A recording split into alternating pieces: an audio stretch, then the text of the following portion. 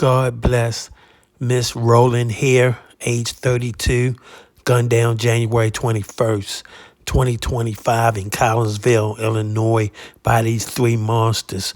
Hopefully they will get what they deserve. This is a D shame. Something like this should never ever happen. And God bless her family and friends.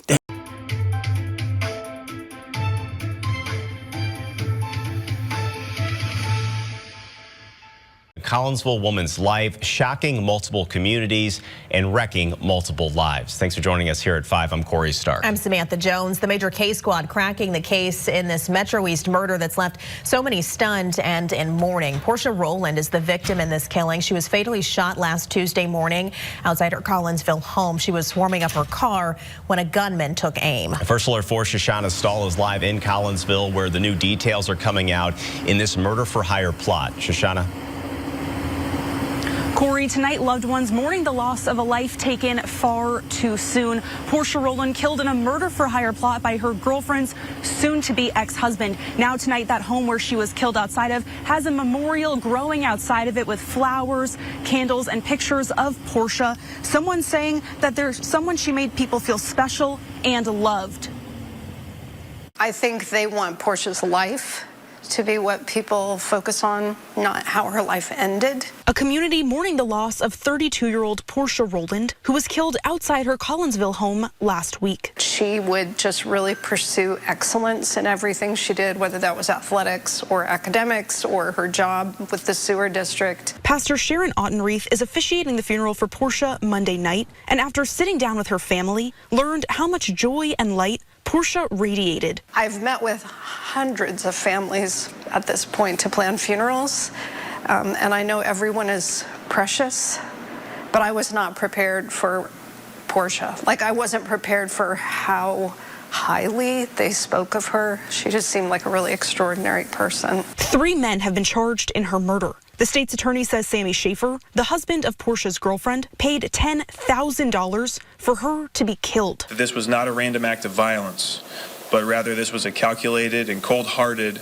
murder-for-hire scheme based on a personal grievance. The state's attorney wouldn't elaborate on the motive behind this murder. Court documents show Gary Johnson was the one who shot and killed Portia after she went outside to warm up her car that morning. First Alert 4 learned Johnson had been previously convicted for murder in 2000. This man, Marty Shaw, the man who investigators say drove Johnson to commit the murder. Collinsville police say the day of the murder, they made a promise to Portia's dad. I promised him that the Collinsville Police Department and the major case squad would do everything in their power to hold those responsible for Portia's senseless death accountable and bring them to justice.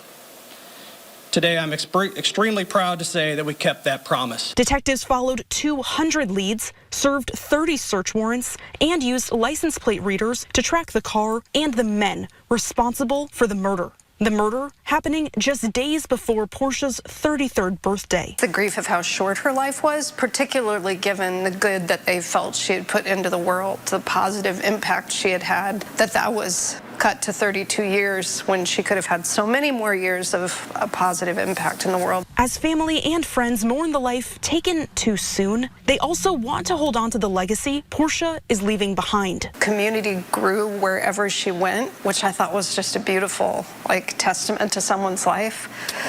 If some of her friends and family members can try to kind of follow that legacy and be that kind of person who builds community and positivity and brings out the best in other people, I think that would be an honor to her life.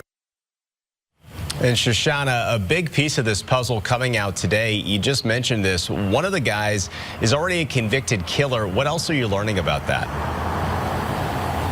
Yeah, that's right, Corey. So I asked the Madison County State's Attorney about Gary Johnson and his criminal history, specifically a previous murder conviction from 2000. The State's Attorney said that the reason why he wasn't behind bars would require more research and would actually be a question for the Department of Corrections. Take a look at your screen here. These are the details around that murder from the 90s. We know that he was convicted of a 1997 killing. He was 17 years old at the time and killed a 19-year-old. That person was beat and set on fire in East St. Louis. First Alert 4 looked more into why he was released despite a 40-year sentence. The courts enforced the good time provisions, meaning he got out after 20 years. So in 2017, he was released on supervision and then discharged from that in 2020. Corey? A crucial reminder here, help is available. If you or anyone you know is a victim of domestic violence, you can call the phone number there on your screen or simply text the word START to 88788.